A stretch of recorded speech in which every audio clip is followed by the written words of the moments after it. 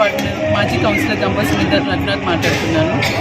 మా మామయ్య గంప రాజేశ్వర్ గారి గతంలో నేను కౌన్సిలర్గా గెలిచినప్పుడు చాలా పనులు చేశామండి. కరోనా టైంలో మా మామయ్య ఇంటింటికి వెళ్ళి చాలామంది ప్రజలకి సేవ చేశారు.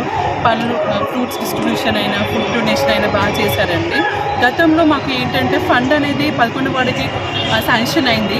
కాకపోతే కొంత రాజకీయం వల్ల ఆ శాంక్షన్ వచ్చిన ఫండ్ని మధ్యలో బ్రేక్ చేశారండి.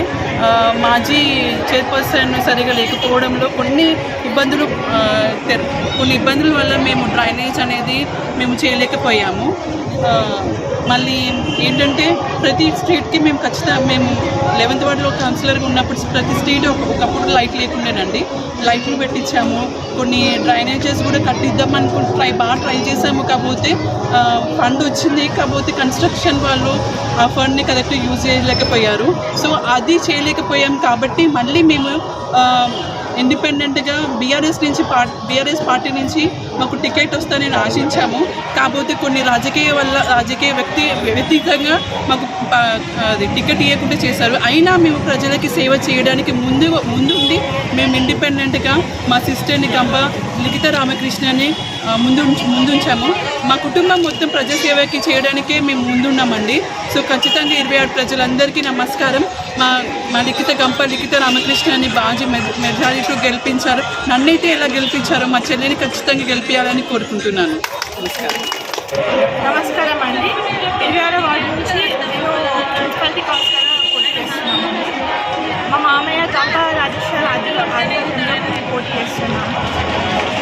మా అక్క ఇదివరకు ఇండిపెండెంట్గా పోటీ చేసి అందరి అభిమానం గెలుచుకొని పోటీ చేసి గెలిచారు. ఇప్పుడు నేను వచ్చాను. నన్ను కూడా అలానే మీరు అందరూ ఆదరించి దూరం గుర్తుకి ఓటేయాలని కోరుకుంటున్నాను. ప్రజల్లో తిరుగుతున్నప్పుడు వాళ్ళ సమస్యలు విన్నాను. సీసీ రోడ్లు లేవాలి, డ్రైనేజ్ సమస్యలు, మున్సిపాలిటీ వాళ్ళు సరిగ్గా పట్టించుకోకపోవడం, చెత్త సమస్యలు ఉండడం, ఇలాంటి చిన్న సమస్యలు ఉన్నాయి. అవన్నీ ఇదివరకు 11వ వార్డు ఉన్నప్పుడు మా అక్క మా అందరం కలిసి ప్రజలకి సేవ చేసి అన్ని సమస్యలని తీర్చాము. ఇప్పుడు 26వ వార్డుగా మారి కొంచెం పెరగడం జరిగింది. మిగతా పెరిగిన వాళ్ళలో కొన్ని సమస్యలు ఉన్నాయి. అవి మేము దగ్గర నుండి పరిశీలించి వాటిని తీర్చామని ప్రామిస్ చేస్తున్నాను. ఉంగరం గుర్తు కోటేసి తప్పకుండా మమ్మల్ని గెలిపించాలని